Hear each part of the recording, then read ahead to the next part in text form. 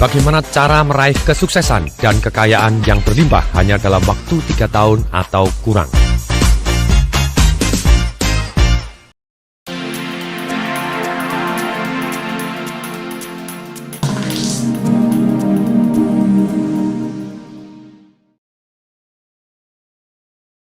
Apa bedanya orang yang kaya dengan orang yang biasa?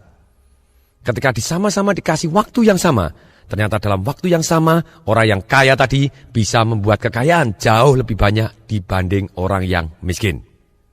Ternyata ketika saya belajar keliling dunia, belajar kepada top-top guru di dunia, dan ketika pulang saya praktekkan, ternyata apa yang diajarkan betul-betul nyata dan bisa membuat saya menjadi kaya.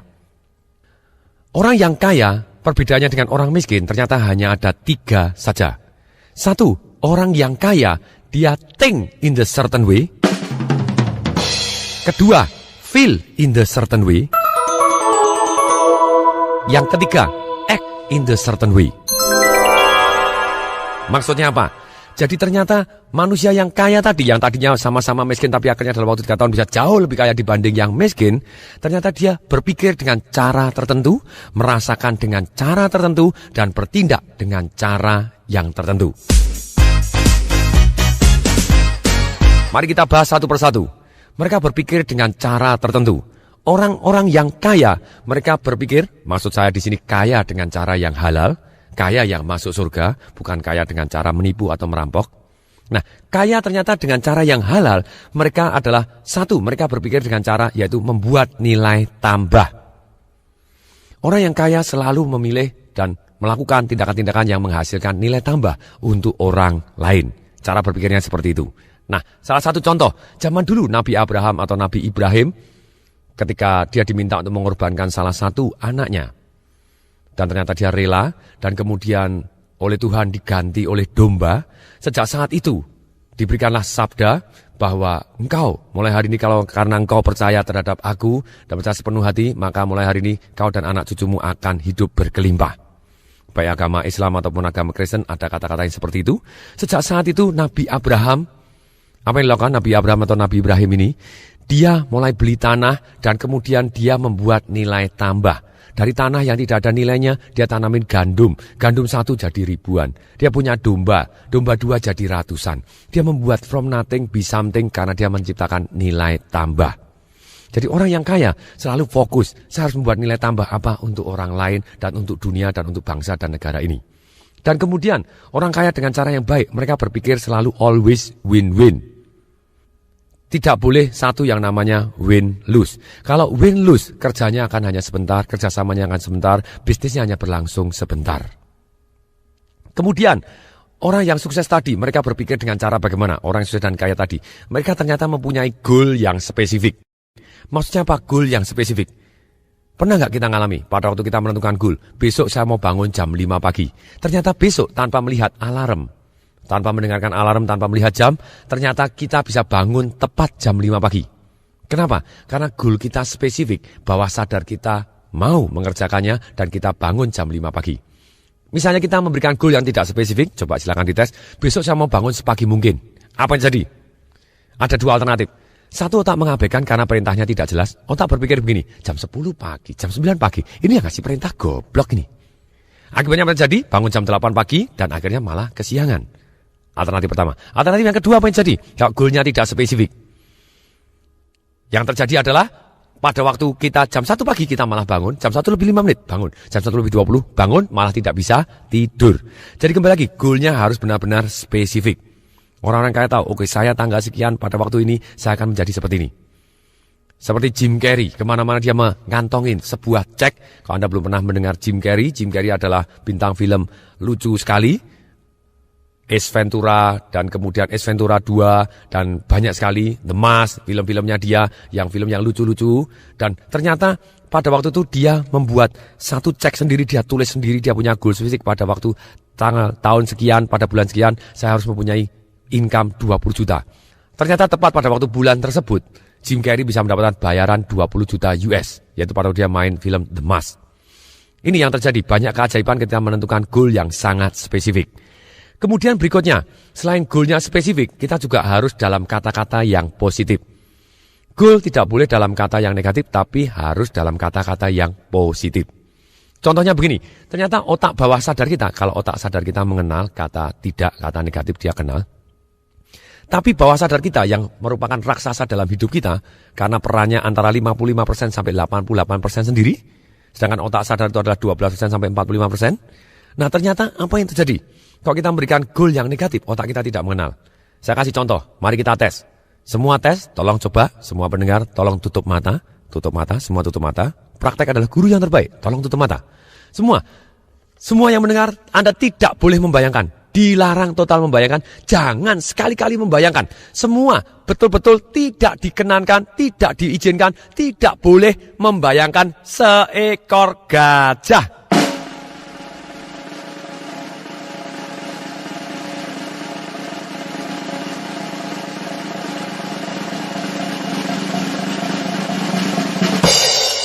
Tolong buka mata.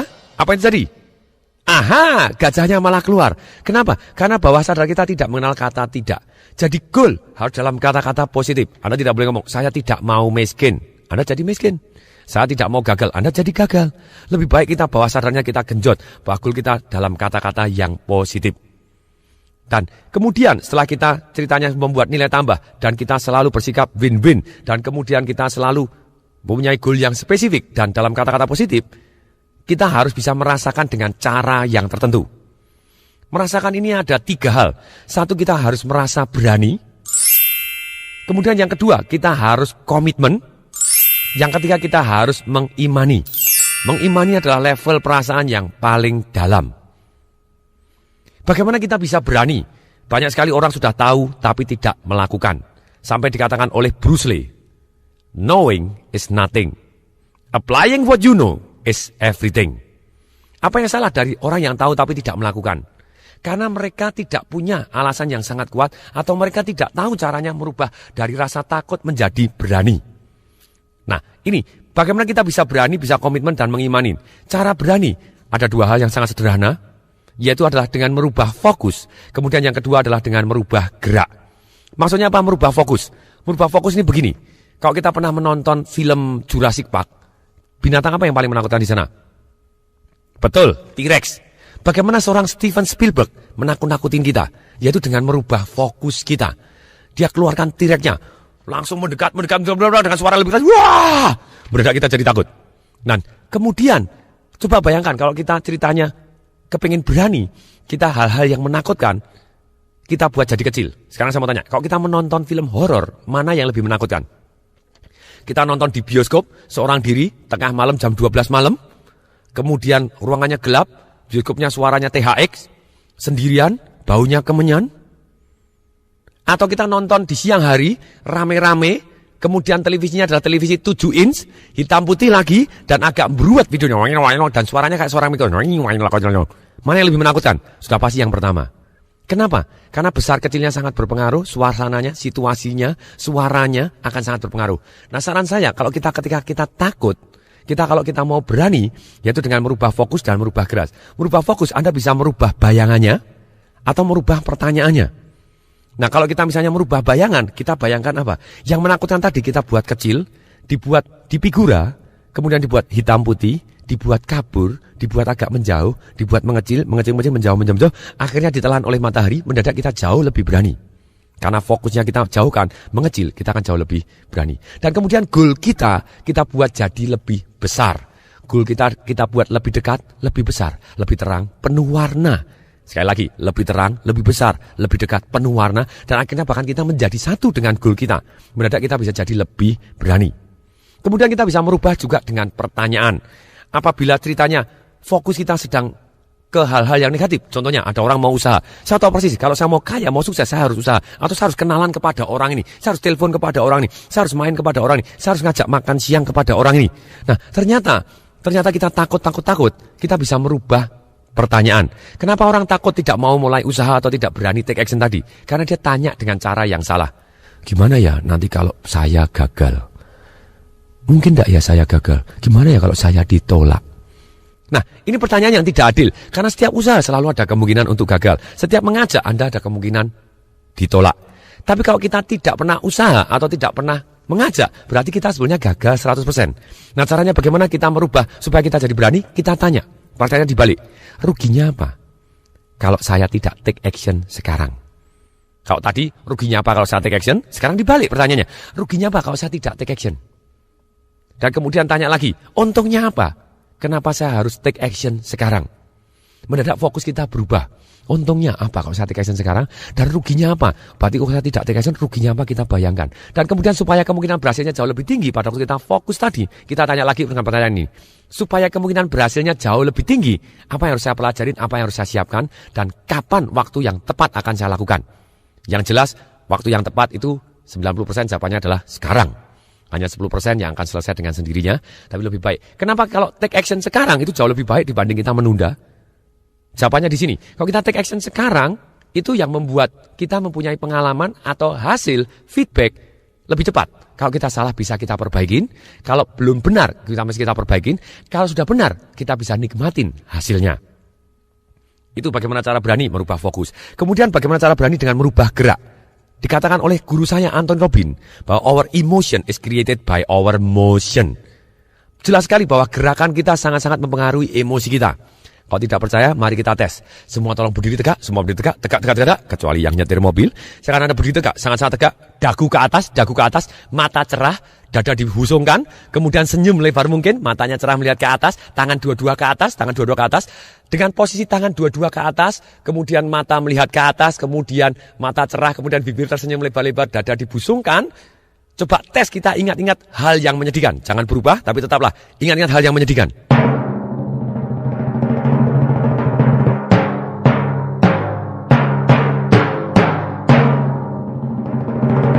Bisa? Susah setengah mati. Nah ini, jadi karena gerakan kita akan sangat-sangat mempengaruhi emosi kita. Kalau kita ceritanya takut, sudah pasti gerakan kita apa yang terjadi? Dagu kita ke bawah, mata kita ke bawah, bahunya nutup, napasnya pendek-pendek atau bahkan lupa bernapas.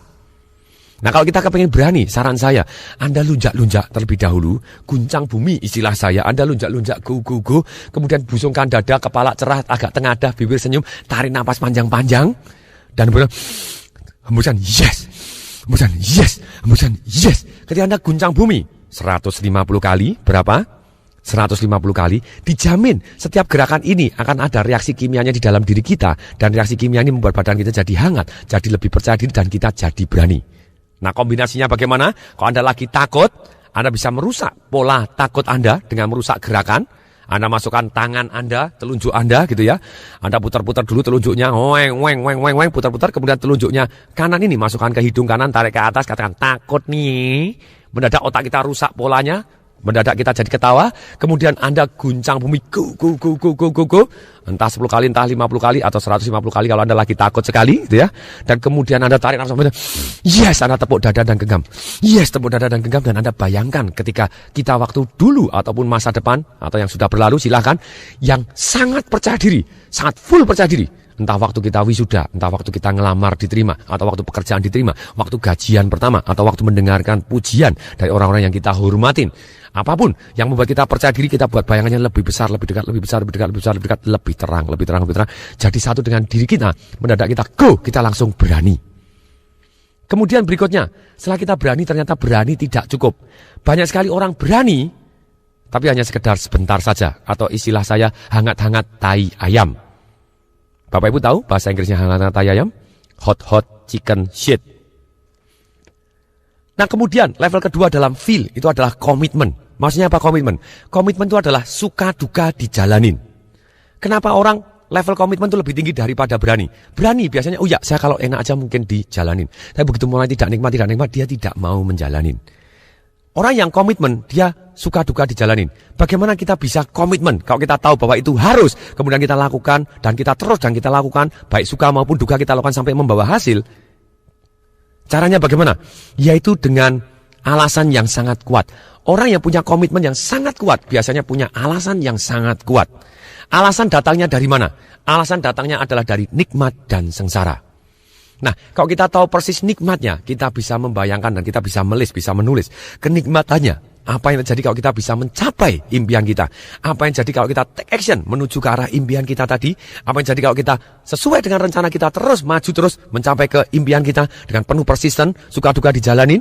Ada nikmatnya seperti apa? Dan take action ini nikmatnya apa? Kita akan lebih termotivasi.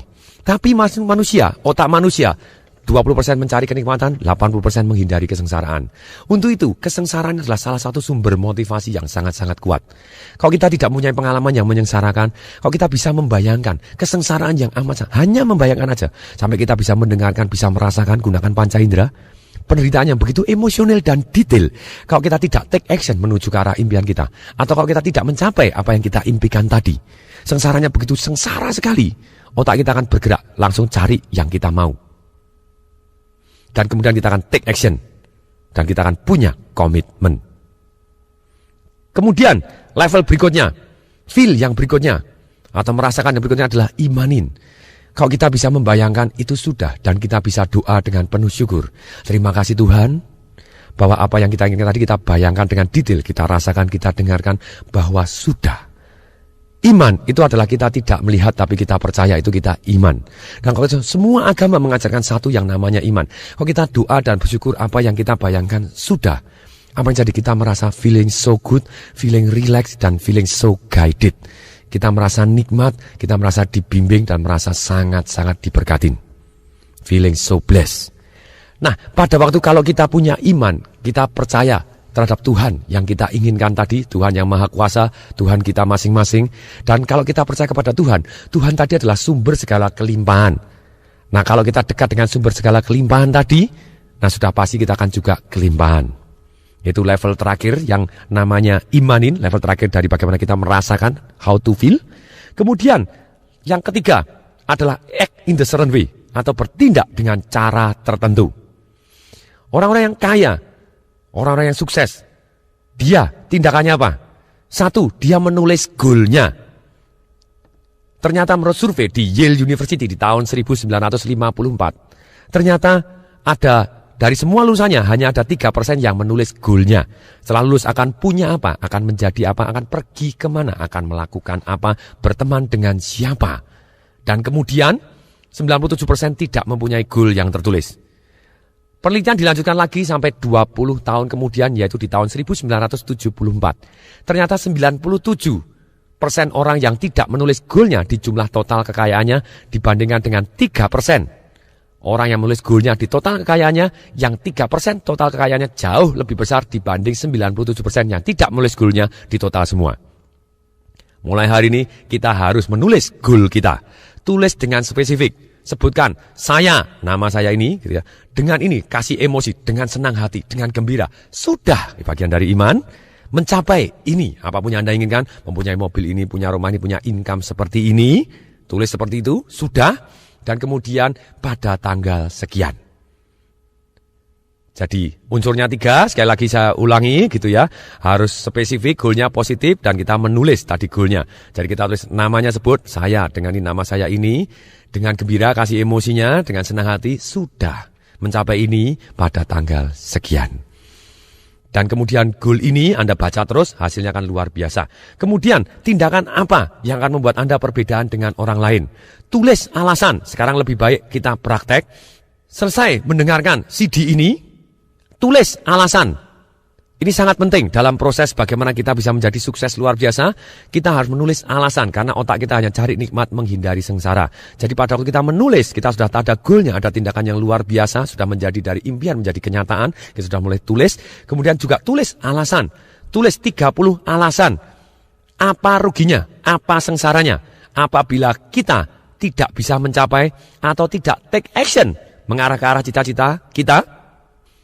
Alasan ini harus cari yang emosional dan detail, yang kesengsaraannya atau kerugiannya tidak tertahankan dan impactnya sangat terasa dan sangat-sangat menyakitkan. Kemudian setelah itu tulis juga 30 alasan, untungnya apa, nikmatnya apa. Bila kita mencapai atau kita bila take action menuju ke arah impian kita, cari yang emosional dan buat detail, yang nikmatnya sangat-sangat nikmat, sangat dahsyat nikmatnya, tidak tertahankan, dan betul-betul segera kita bisa bayangkan dan kita bisa rasakan. Dengan demikian ketika kita tulis alasan-alasan ini, otak kita hanya bekerja menuju goal yang kita punya alasan kenapa kita harus mencapai goalnya tadi. Jadi kalau kita kepingin kaya itu apa? Uangnya berapa? Dan kalau hanya uang, otak kita tidak mengenal karena uang itu hanya ide atau konsep saja, atau istilahnya abstrak. Uang untuk apa? Kalau kita tidak tahu uang untuk apa, kita tidak punya alasan untuk mempunyai uang banyak, kita susah sekali mendapatkan uang yang banyak. Untuk itu, kita harus tulis alasan, kalau uang saya banyak, saya bisa begini, uang saya bisa begini, saya bisa beli ini, saya bisa melakukan ini, saya bisa sosial, saya bisa bangun panti asuhan, saya bisa menyumbang gereja, saya bisa menyumbang masjid, saya bisa menyumbang apapun, panti apa, segala pun, panti jompo, silahkan. Kemudian, langkah ketiga, tindakan kita, yaitu kita harus mencari orang yang sudah berhasil di bidang yang kita inginkan. Jadi sebelum kita mencari orang yang sudah berhasil di bidang yang kita inginkan, kalau Anda mempunyai goal, saya pengen sukses di bidang ini, saya pengen punya uang ini, saya pengen ini, Anda list kira-kira orang yang sudah mempunyai uang segitu siapa saja. Yang sukses di bidang Anda siapa saja. Dan setelah Anda list, dan di bidang apa saja, dan kemudian Anda pilih satu yang benar-benar Anda suka. Bidangnya ini aja, orang-orang ini bisa aja, banyak sekali bisa, bidangnya ternyata macam-macam. Saya pilih satu bidang ini.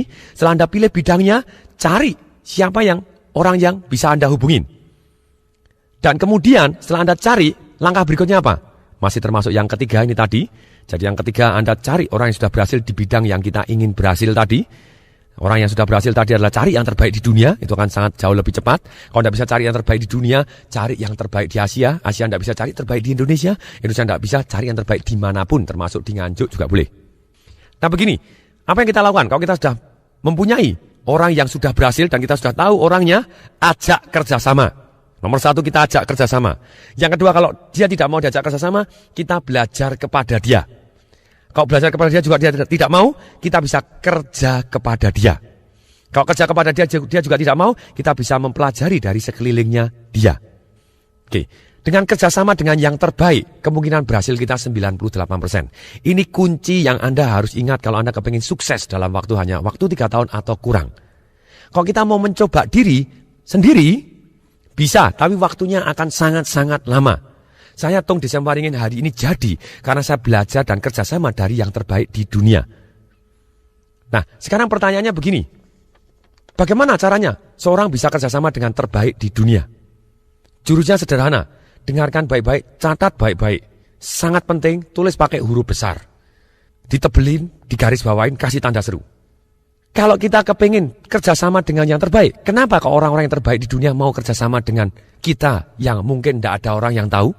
Bagaimana seorang Anthony Robbins, World Number One Success Coach, bisa mau dimarketingkan oleh Tung Desemwaringin di Indonesia?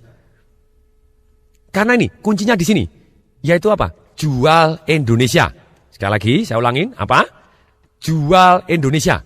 Maksudnya apa? Kita bisa jual potensi Indonesia. Kita bisa ngomong, pada waktu saya ketemu Anthony Robbins, sebelumnya, this is true story, saya berikan kartu nama saya. Saya berikan kartu nama saya kepada waktu mau ketemu Anthony Robbins susah sekali karena bodyguardnya besar-besar. Dan pada waktu saya berikan kepada bodyguardnya, please give to Tony Robbins. Kartu nama saya di belakangnya saya tulisin, Indonesia is 220 million people. If 5% rich, kalau 5% orang kaya, berarti 11 juta kaya semua. Not like Singapore, saya bilang, tidak seperti Singapura. Hanya 3,5 juta dan tidak semua orang kaya. Dan sebagian besar orang kaya di Singapura adalah orang Indonesia. Please come to Indonesia or Bali. Waktu itu saya sengaja, siapa tahu orang dia tidak tahu Indonesia, itu saya ngomong balik. Nah kemudian saya kasih kartu namanya, bodyguardnya, kasih kepada istrinya, kasih kepada penjaga hotelnya, saya tanya, kamarnya Anthony Robbins nomor berapa? Tidak boleh tahu itu waktu saya di Amerika sana. Ya tolong titip, ini nasibnya 220 juta orang berada di tangan kamu. Nah, kemudian saya titipkan lagi kepada GM-nya, kepada direkturnya, kepada presiden. Siapa yang saya titipin. Sampai satu waktu akhirnya saya bisa ketemu Anthony Robbins. Waktu di hari terakhir seminar, hari ke-9, saya bisa pegang tangannya, bodyguardnya, go away. Saya bilang, give me 30 second. Saya bilang, 30 detik aja. Kemudian Robbins-nya baik, sure, what's up? Dia bilang gitu. Kemudian saya bilang, my name Tung from Indonesia. Yeah, I know you. Ternyata kartu namanya sampai ke dia juga. Langsung dia ngomong, do you the one that have so many cards? Yes, no. Nah, wow, langsung saya ngomong, Do you want some more? I still have more gitu ya. Benar dia ketawa gitu ya. Dia tahu bahwa saya betapa persisnya. Saya contek caranya dia pada waktu dia kecil, saya baca bukunya. Dia mau mewawancarai tokoh yang terkenal, dia gunakan cara yang seperti saya lakukan dan dia full fight seperti itu dan dia ingat dia sendiri. Nah, kemudian dia, what's up no? Dia bilang, please come to Indonesia. Saya ulang lagi, Indonesia is 220 million people, more than, I read that one. Dan kemudian ketika itu, dia happy gitu ya, mendadak bisa kenal saya dan kemudian oke. Walaupun akhirnya belum ke Indonesia, tapi mendadak dia kenal, ada orang Indonesia yang potensinya dahsyat. Dan akhirnya saya ngomong juga kepada eksklusif authorized consultant-nya di Asia, itu Mr. Richard Tan di Singapura, dan kemudian saya ngomong juga dengan cara yang sama, akhirnya dia agree untuk saya jualkan di Indonesia. Karena saya yakin bahwa ilmunya dia sangat bermanfaat untuk merubah hidup orang banyak. Nah, demikian juga, ini jadi kita bisa kerjasama, kita jual Indonesia, atau jual potensinya. Nah, salah satu contoh lagi. Siapa yang pernah dengar kata-kata Howard School? Kalau Anda belum pernah dengar, siapa yang pernah dengar kata-kata Starbucks? Bagaimana seorang ceritanya Howard School? Itu Howard School adalah pemiliknya Starbucks. Walaupun di awalnya dia bukan pemilik awalnya. Dia adalah senior vice president di New York, gajinya sangat besar. Dia pergi ke Seattle, waktu itu kota kecil. Dia baru minum kopi di Starbucks. Wih, enak sekali. Dia punya impian. Dia langsung ngomong kepada pemiliknya, do you know, in this world ada 5 miliar orang. Apa hubungannya? Sama, kalau saya ditanya, di Indonesia ada 220 juta rakyat Indonesia. Apa hubungannya dengan saya? Jawab satu kata, baik-baik saja. Tidak ada hubungannya.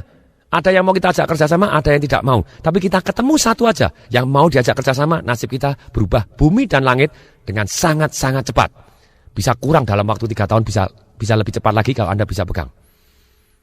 Ada orang tanya lagi, Pak, apa orang mau?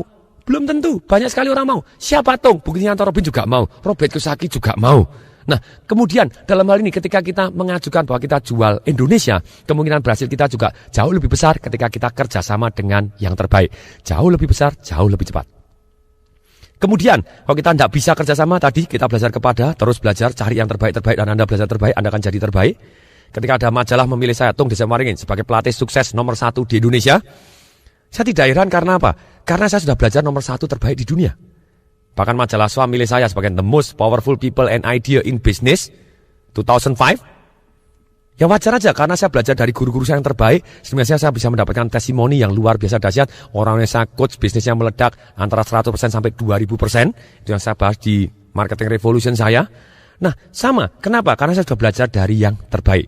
Dalam hidup ini, kita 80% waktu kita harus belajar dari yang terbaik. 20% silakan Anda belajar kepada siapapun. Kemudian kalau kita terpaksa kita bisa kerja kepada orang tersebut. Sekali lagi, jangan kerja cari gaji. Jangan kerja cari uang. Gaji itu nomor 3, uang dan nomor 3. Nomor 1 adalah kita harus belajar cari ilmunya. Kemudian yang kedua adalah kita belajar cari kenalan dan cari network atau cari kepercayaan. Yang ketiga, kalau digaji besar jangan ditolak. Jangan ideal gitu ya, gaji kecil aja, enggak usah gaji besar, jangan ditolak, diterima juga. Tapi dalam hal ini ketika kita sudah belajar ilmunya, seperti Howard School tadi yang Starbucks, kemudian dia kenalan dan dia gajinya senior vice president, dia ngomong bahwa 5 miliar orang di dunia ini menunggu Starbucks Anda, kemudian orangnya akhirnya mau mempekerjakan dia, tapi dengan gaji yang sangat-sangat kecil, dia tidak hitungan, dia cari ilmunya, dia cari kenalan, kemudian dia ngajak bosnya, bos yuk kita buka baru. Kalau Anda tidak mau ekspansi karena bosnya tidak begitu agresif, ya ekspansi Anda mau nggak jadi pemegang saham saya. Bosnya malah mau pemegang saham dan semua produknya kopi dia ngambil dari Starbucks. Lalu kemudian ketika bosnya mau pensiun, Starbucks dijual 4 juta US karena dia sudah punya ilmunya, si Howard School, dan punya kenalannya apa yang terjadi. Dia bisa dapatkan sponsor dan akhirnya dia bisa buka dan dia jual cita-citanya go public. Dan hari ini ribuan Starbucks ada di seluruh dunia. Dan sukses luar biasa. Sangat-sangat cepat. Pertanyaan berikutnya, bagaimana kita bisa mendapatkan orang-orang yang sudah berhasil di bidang yang kita inginkan?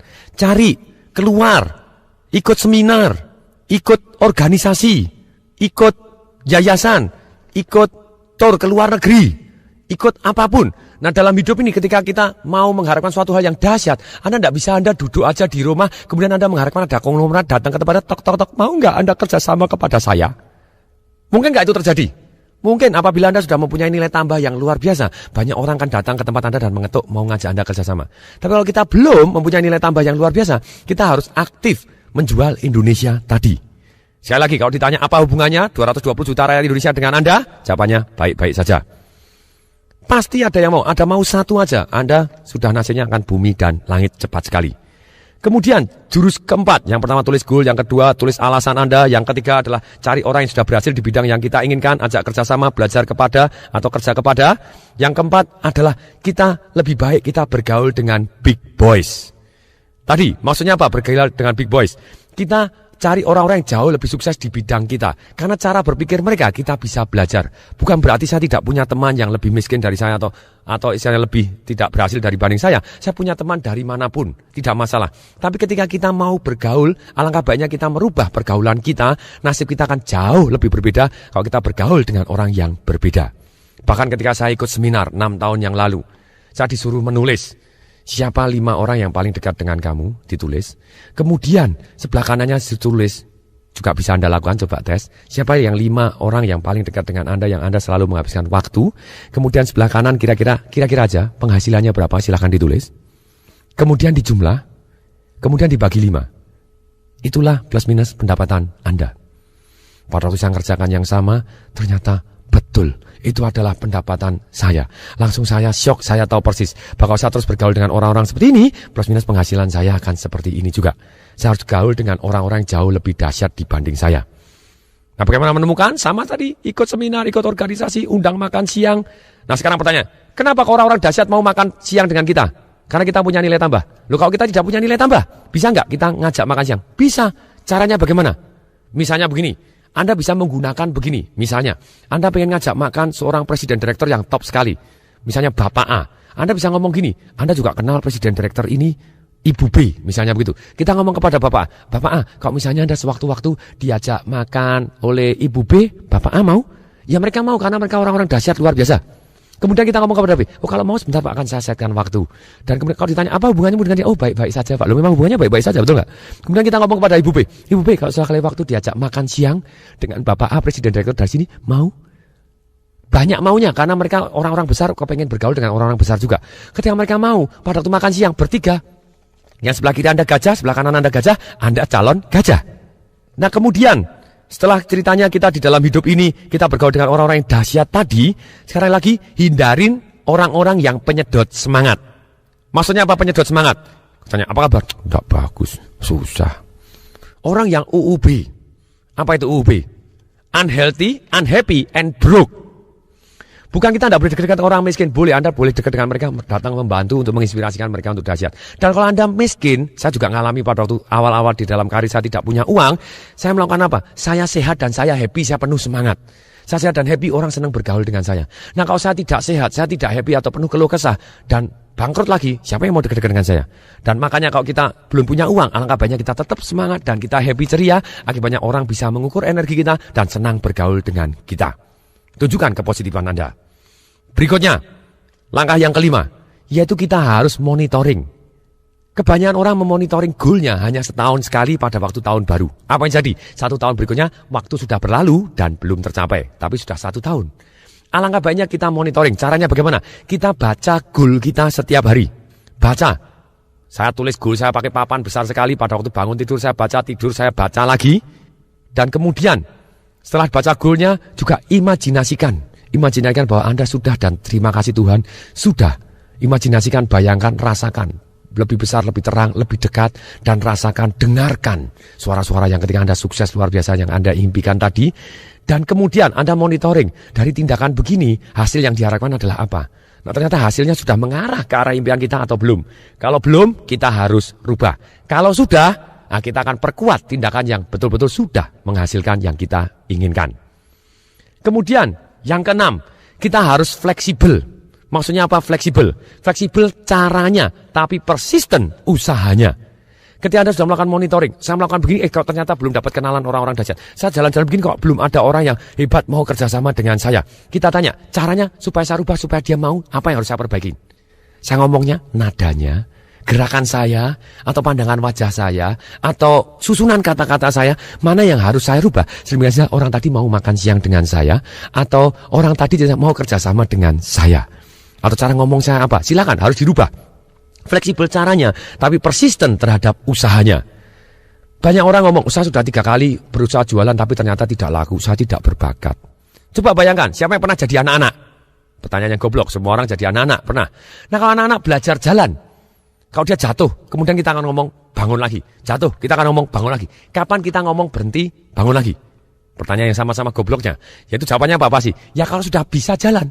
Resep ajaib. Persisten juga sama. Ketika kita usaha, kalau kita belum berhasil, kita langsung coba lagi, lakukan lagi. Take action lagi, supaya lebih berhasil bagaimana? Harus melakukan apa lagi? Saya harus belajar kepada siapa dulu? Mendatangkan pertanyaan-pertanyaan ini, supaya yang lebih mudah, siapa yang bisa membantu saya? Nah, kemudian apa yang mau saya korbankan? Apa yang mau saya impikan ini?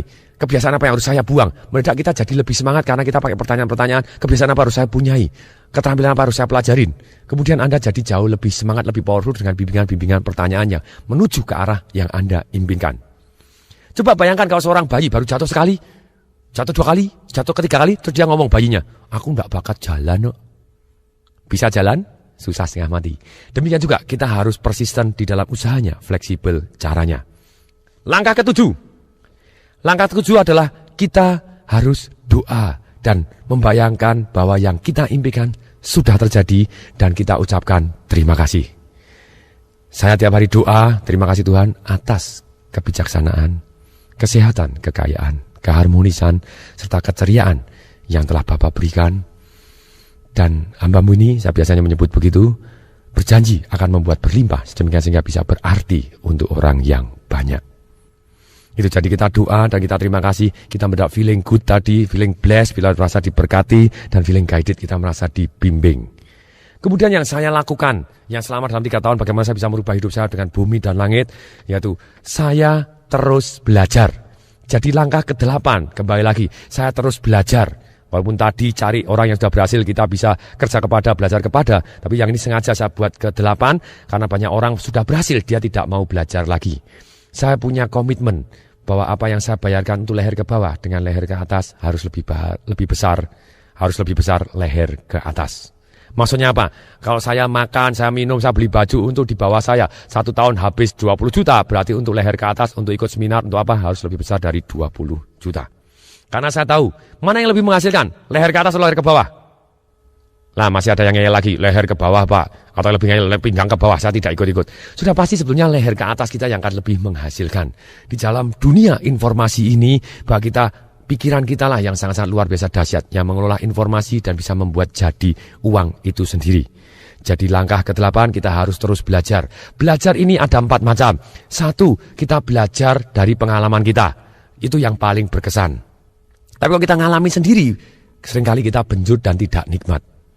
Nah kemudian yang kedua, belajar dari merenung. Ini yang paling bermanfaat. Kalau kita merenung, menyimpulkan proses tanya jawab. Dari begini apa yang harus saya lakukan? Ini supaya lebih baik, apa yang harus saya lakukan?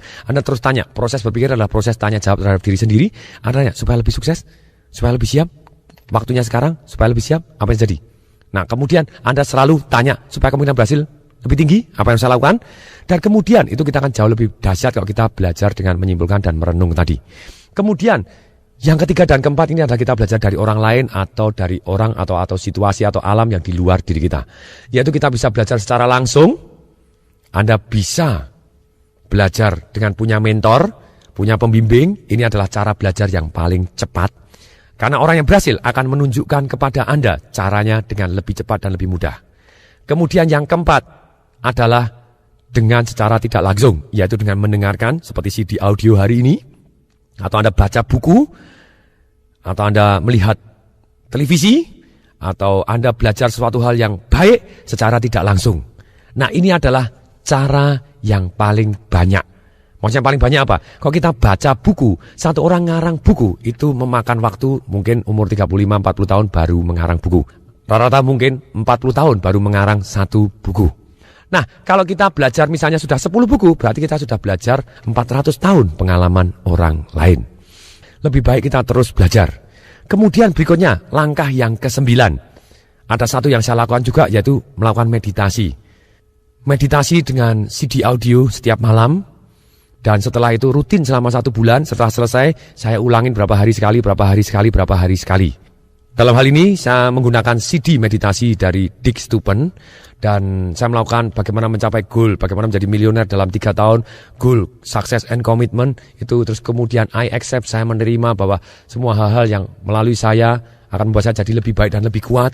Kalau hal-hal yang ceritanya jelek, hanya melewatin saya tanpa membuat saya jadi negatif tapi membuat saya jadi lebih kuat, jadi lebih baik. Kalau hal positif membuat saya juga saya terima hal yang positif, apapun yang terjadi saya terima. Nah itu yang luar biasa, meditasi dan saya tidur. Meditasi saya tidur, hasilnya luar biasa dan membuat saya bertindak menuju ke arah yang saya impikan. Kemudian kembali dalam hal belajar, kita harus belajar apa saja.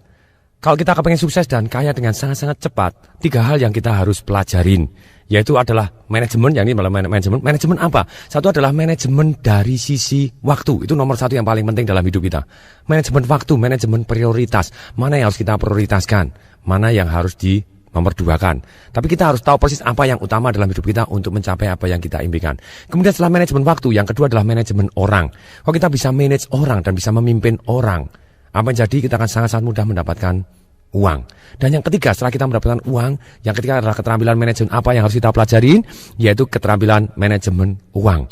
Bagaimana kita mengelola uang sehingga uang tadi bekerja untuk kita. Dan sehingga kita jauh lebih kuat dan lebih aman. Kemudian, keterampilan apa? Kalau tadi sistem manajemennya, sekarang keterampilan apa yang sangat penting untuk menjadi kaya? Yaitu adalah keterampilan marketing atau menjual. Orang-orang yang paling kaya di dunia, dia adalah jago menjual. Jadi alangkah baiknya kita di dalam awal-awal karir kita mulai belajar menjual. Orang yang paling kaya di dunia sebetulnya dia 2 hal saja. Yaitu kalau bukan orang yang jago menjual, yang kedua dia adalah jago saham. Yang paling kaya di dunia, yang super sangat-sangat kaya di dunia, dia jago dua-duanya. Dia jago saham dan dia jago jualan, termasuk jualan sahamnya dia sendiri. Mulai dari Bill Gates, Warren Buffett, segala macam semua orang nomor kaya, nomor 1, nomor 2, nomor 3, nomor 4, dia tentang saham, dia jago dan dia jual sahamnya dan luar biasa hasilnya. Nah, kembali lagi, kalau kita mau fokus bagaimana kita menjadi kaya, kalau kita mau jadi marketing yang baik, alangkah baiknya Anda cari CD audio saya Sales Magic atau VCD Marketing Revolution, ikutin seminar Sales Magic atau ikutin seminar Marketing Revolution. Sedangkan kalau kita misalnya mau belajar mengelola keuangan, ikut seminar saya Financial Revolution atau cari bukunya Financial Revolution yang sudah ada edisi hardcovernya, berhadiah 2 CD audio, 1 CD audio Financial Revolution dan 1 CD audio Sales Magic. Demikian juga saya mempunyai seminar-seminar yang lain. Bagi para pendengar yang tertarik, silakan terus constant and never ending improvement. Atau istilahnya terus dan terus harus meningkat. Jadi constant and never ending improvement. Bagaimana caranya meningkat? Kita terus belajar dan take action. Sekali lagi, knowing is nothing, applying what you know is everything. Semoga bermanfaat. Saya Tung Desembaringin mengucapkan salam dahsyat.